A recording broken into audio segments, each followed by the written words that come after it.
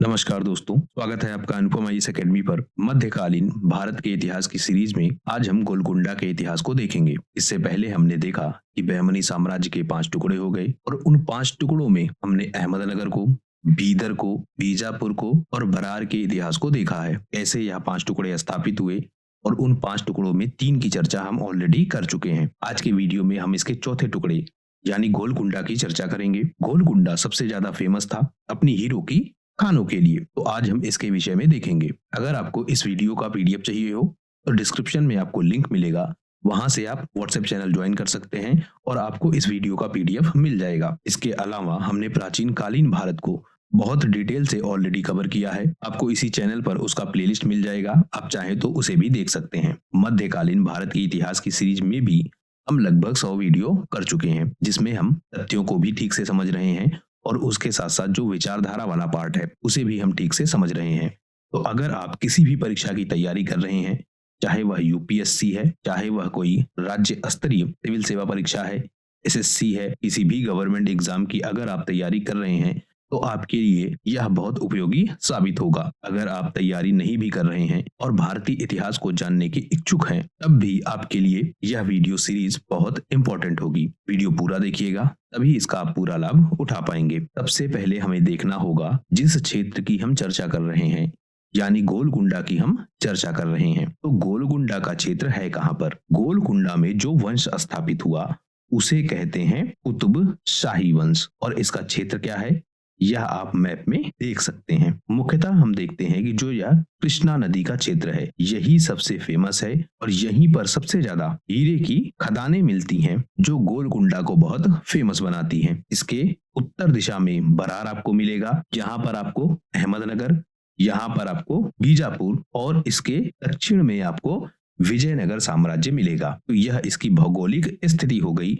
अब इसके विषय में हम डिटेल से समझते हैं। वर्तमान में जो तेलंगाना राज्य है वहीं पर गोलकुंडा हमको मिलता है। गोलकुंडा अपने किले के लिए सबसे ज्यादा फेमस है, यानी जो गोलकुंडा का किला है उसी के लिए सबसे ज्यादा यह फेमस है। इसके अलावा अपनी हीरो की खदानों के लिए भी गोलकुंडा बहुत फेमस है। जब हम प्राचीन काल में देखते हैं तो गोलकुंडा का जो मूल नाम है वह था गोल्ला कोंडा, यानी गडरियों की पहाड़ी। 1143 ईस्वी में यहाँ काकतीय वंश का शासन था और काकतीय वंश ने एक मिट्टी का किला बनवाया। बाद में जब बहमनी सल्तनत स्थापित हुई तो बहमनी सल्तनत ने क्या किया, इसी मिट्टी के किले को पत्थरों के किले में कन्वर्ट कर दिया और वही बन गया आपका गोलकुंडा का किला, जो सबसे ज्यादा फेमस है और आज भी लाखों लोग उसे देखने जाते हैं। फिर यहाँ पर स्थापित हुआ कुतुब शाही वंश। बहमनी साम्राज्य टूट गया, उसके उत्तराधिकारी योग्य नहीं थे और हमने सबसे ज्यादा चर्चा की कि जब महमूद गवा को मारा गया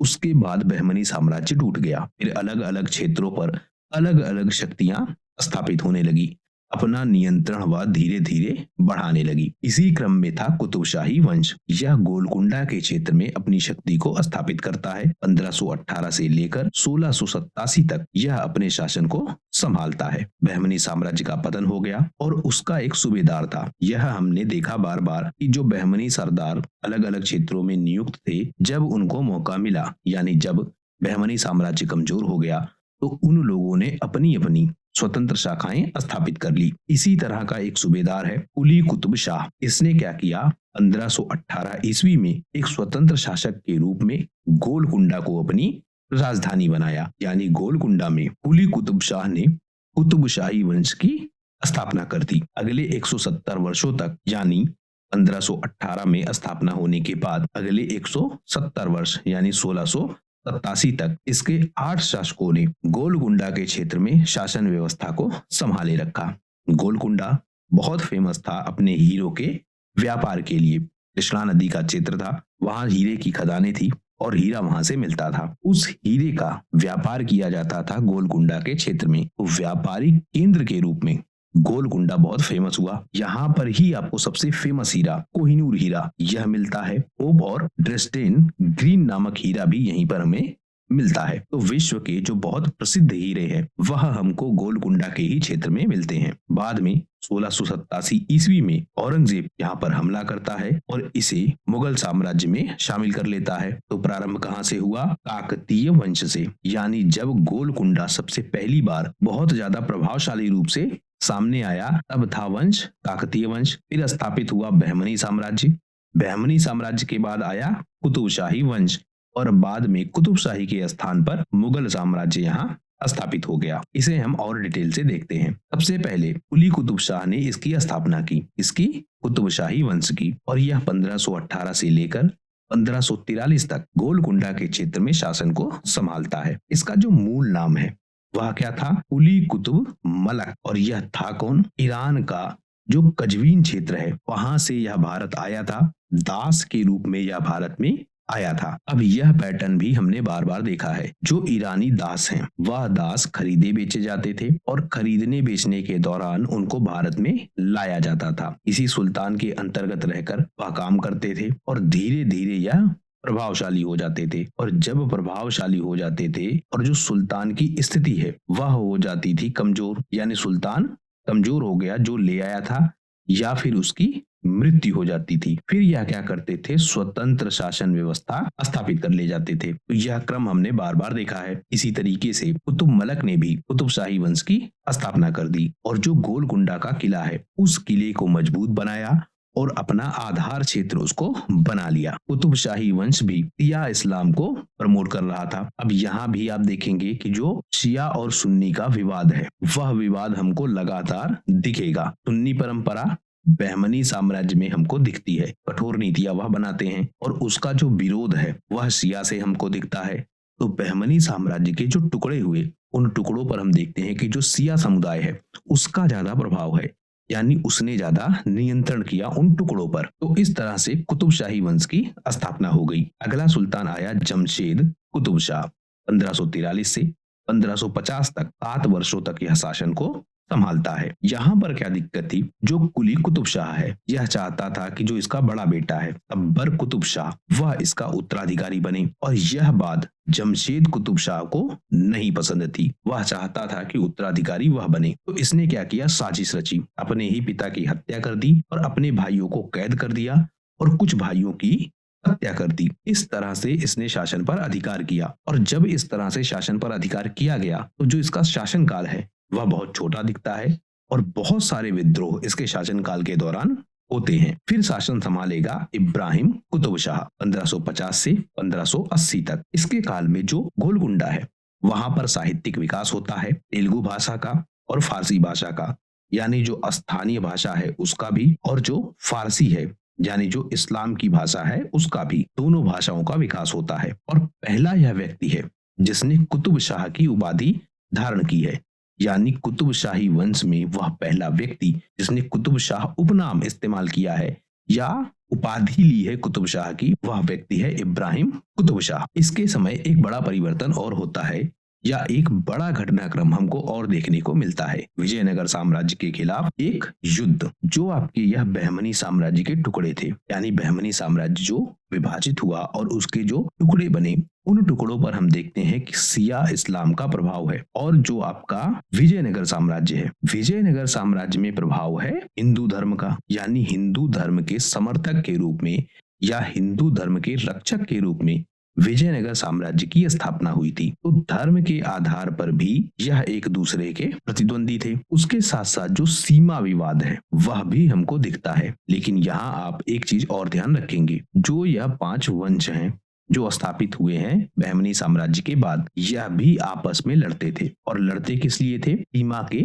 विस्तार के लिए। लेकिन जब बात आई विजयनगर साम्राज्य की तो यह 5 आपस में मिल जाते हैं और आपस में मिलकर यह विजयनगर साम्राज्य पर हमला कर देते हैं। तो जो यह हमला हुआ था विजयनगर साम्राज्य पर, उस समय जो गोलकुंडा है वहां का सुल्तान कौन था? इब्राहिम कुतुब शाह। इसके बाद शासन संभालेगा मोहम्मद कुली कुतुब शाह 1580 से 1612 तक। एग्जाम के लिए सबसे इंपॉर्टेंट व्यक्ति यही है, क्योंकि इसी के समय में 1591 में हैदराबाद शहर की स्थापना की गई और सबसे फेमस जो 4 मीनार है उसका निर्माण भी करवाया गया। इसके समय काल में तेलुगु भाषा, उर्दू भाषा और फारसी का, इन तीनों का काफी विकास हुआ, काव्य ग्रंथ लिखे गए और एक और परिवर्तन हुआ जो दक्कनी उर्दू है, यानी उर्दू भाषा प्लस दक्कन की स्थानीय भाषा, इन दोनों के मेल से दक्कनी भाषा का विकास हुआ जिसे कहते थे दक्कनी उर्दू या फिर हिंदुई भाषा। तो यह भी इसी के काल में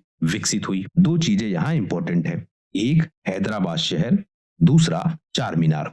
इनके विषय में भी हम देख लेते हैं। सबसे पहला यह कि जो आपका हैदराबाद शहर है इसे क्यों बसाया गया। इसका जवाब हमको मिलता है कि जो गोलकुंडा का क्षेत्र है, एक तो उसकी जनसंख्या लगातार बढ़ रही थी और संसाधन सीमित थे गोलकुंडा के क्षेत्र में, तो दबाव धीरे धीरे बढ़ता जा रहा था और एक ऐसे क्षेत्र की स्थापना की जानी थी जो इस दबाव को झेल पाए, इसीलिए हैदराबाद की स्थापना की गई। इसके साथ साथ जो जल आपूर्ति है, पीने के पानी की उपलब्धता है, सिंचाई के पानी की उपलब्धता है, वह धीरे धीरे गोलकुंडा के क्षेत्र में कम हो चुकी थी, इसलिए भी नया शहर बसाया गया जिससे मूसी नदी का पानी इसे मिल सके और लोगों का जीवन सुचारू रूप से चल सके। अगला कारण हम देख पाते हैं कि जो व्यापार है और आर्थिक गतिविधियां हैं वह भी हमको हैदराबाद के क्षेत्र में सुचारू रूप से चलती हुई दिखती है, क्योंकि हैदराबाद को एक व्यापारिक केंद्र के रूप में विकसित किया जाना था और सबसे ज्यादा जो हीरे का व्यापार है वह इस हैदराबाद से होना था। इसके साथ साथ मोतियों का व्यापार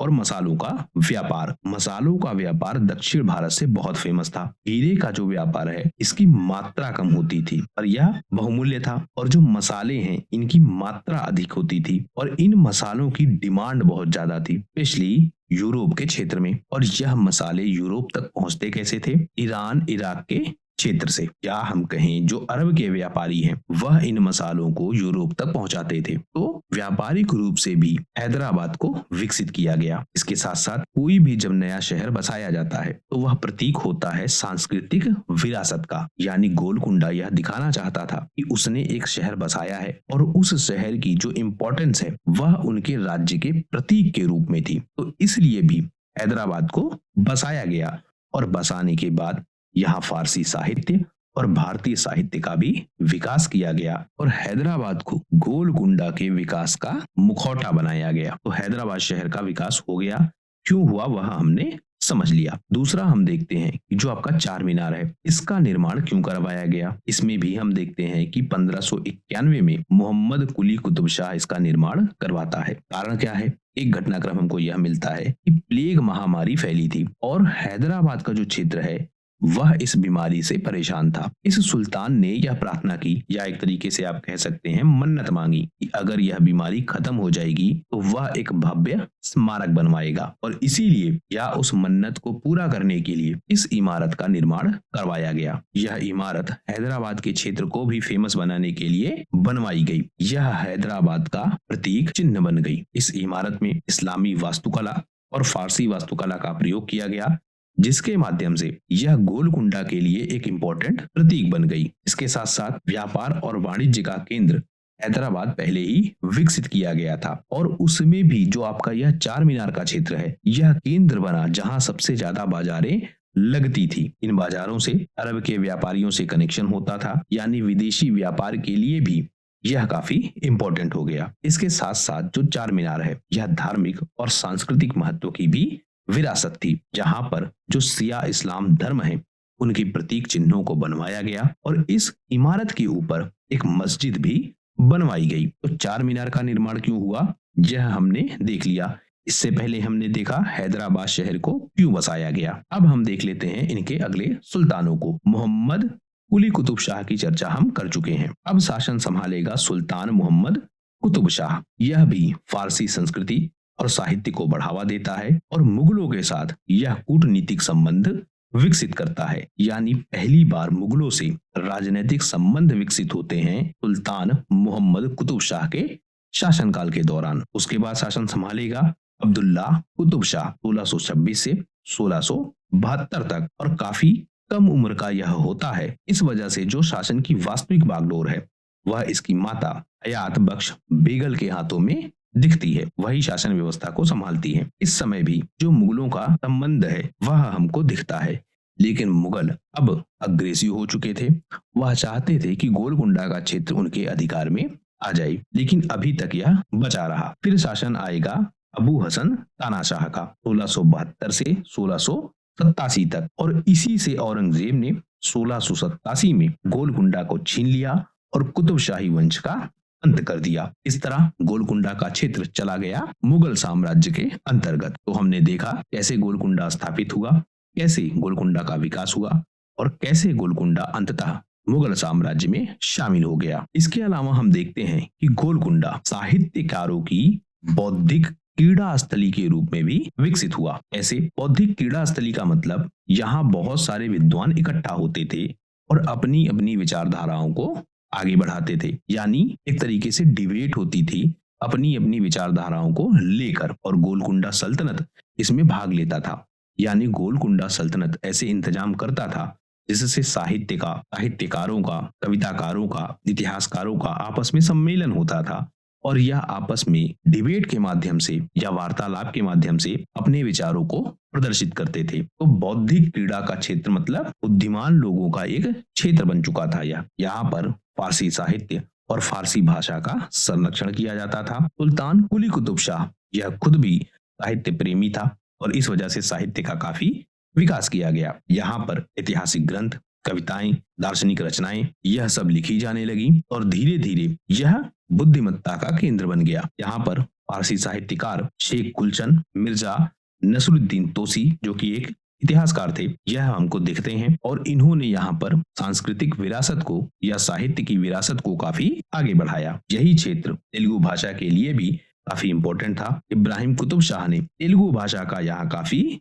विकास करवाया। तेलुगु कवियों का और तेलुगु साहित्यकारों का काफी सम्मान किया जाता था और गोलकुंडा इसलिए काफी फेमस हो गया। जो तेलुगु कवि हैं कृष्णमाचारी पेदन्ना, वह भी हमको यहीं से दिखते हैं, यानी उनका विकास भी गोलकुंडा के क्षेत्र में ही हमें दिखता है। तो इस तरह से गोलकुंडा का क्षेत्र काफी फेमस हुआ अपने बौद्धिक क्रीड़ा स्थल के रूप में। यहाँ पर उर्दू साहित्य को भी बढ़ावा मिला और मोहम्मद कुली कुतुब शाह यह खुद भी एक उर्दू का कवि था और उर्दू भाषा का यहाँ विकास हुआ। कुल मिलाकर यहाँ फारसी भाषा, तेलुगु भाषा, उर्दू भाषा, अरबी भाषा यानी बहुभाषी सांस्कृतिक परंपरा का विकास गोलकुंडा के क्षेत्र में होता है। ऐतिहासिक ग्रंथों की रचना की जाती है, ग्रंथों का अनुवाद किया जाता है और उन ग्रंथों के माध्यम से साहित्य का विकास होता है। यहाँ पर हम देखते हैं तारीख कुतुबशाही नामक ग्रंथ हमको मिलता है जो कुतुबशाही वंश के ऐतिहासिक विवरण को दिखाता है। भक्ति आंदोलन से संबंधित और सूफी विचारधारा से संबंधित ग्रंथ भी हमको दिखते हैं। अब हम देखें जो गोलकुंडा का क्षेत्र है वह कैसे अपने हीरो की खानों के लिए प्रसिद्ध है। गोलकुंडा को हीरो की भूमि कहा जाता है। यहाँ पर जो कृष्णा नदी है और जो गोदावरी नदी है वहाँ हीरे की खदानें मिलती थी। कोल्लूर, परिताल, गनी, रंगापुर, गोलापल्ली और वज्रकरूर यह प्रमुख खदानें थी गोलकुंडा के क्षेत्र में। तो यह नाम आप ध्यान रखिएगा, यूपीएससी खास करके ऐसे सवाल पूछता है, इन जगहों का नाम देगा और आपसे पूछेगा यह किस लिए फेमस थी। तो यह सब हीरे की खदानों के लिए फेमस थी। कुछ प्रसिद्ध हीरे हैं जो दुनिया में बहुत फेमस है, वह हमको गोलकुंडा से दिखते हैं। सबसे पहले हमको दिखता है कोहिनूर। कोहिनूर बहुत फेमस है, आज तक भी इसकी चर्चा की जाती है और यह आज है कहाँ? ब्रिटिश क्राउन में, यानी यह अंग्रेजों के पास है अभी भी। दूसरा है एक पोप डायमंड, यह भी अमेरिका के स्मिथसोनियन म्यूजियम में हमको दिखता है। फिर एक फेमस डायमंड रेसडेन ग्रीन डायमंड, यह हमको जर्मनी में मिलता है। रेजेंड डायमंड यह हमको फ्रांस में मिलता है और वहां का जो लूवर म्यूजियम है वहां हमको दिखता है। फिर नूर उल एन डायमंड, यह ईरान के शाही मुकुट में हमको मिलता है, यानी वर्तमान में जो इसकी स्थिति है। एक आपका आर्लो डायमंड, यह हमको मिलता है रूस में। तो यह प्रमुख हीरे हैं जो आज की डेट में बहुत फेमस है और जो मिले कहां से थे? गोलकुंडा के क्षेत्र से। तो इस तरह हमने देखा गोलकुंडा में कुतुबशाही वंश की कैसे स्थापना हुई, कैसे उसका विकास हुआ और कैसे अंततः वह मुगल साम्राज्य में शामिल हो गया। हमने यह भी समझा कि बौद्धिक क्रीड़ा स्थली के रूप में गोलकुंडा कैसे विकसित हुआ, क्यों यह फेमस था। उसके बाद हमने यह समझा कि यहाँ पर जो हैदराबाद है, यानी हैदराबाद शहर क्यों बसाया गया। उसके बाद हमने समझा कि चार मीनार क्यों बनवाई गई। फिर हमने समझा कि जो गोलकुंडा है वह अपने हीरो के लिए क्यों फेमस था और कौन से प्रमुख हीरे हैं जो गोलकुंडा के क्षेत्र से हमको दिखते हैं। तो इस तरह से गोलकुंडा से संबंधित वह सारे तथ्य हमने देख लिए हैं जो परीक्षाओं में पूछे जाने की संभावना है। इस वीडियो में फिलहाल सिर्फ इतना ही। वीडियो यदि पसंद आया हो तो प्लीज शेयर कीजिए अपने दोस्तों के साथ, सब्सक्राइब कीजिए इस चैनल को। आपका हमसे जुड़ने के लिए बहुत बहुत धन्यवाद। आपका दिन शुभ हो।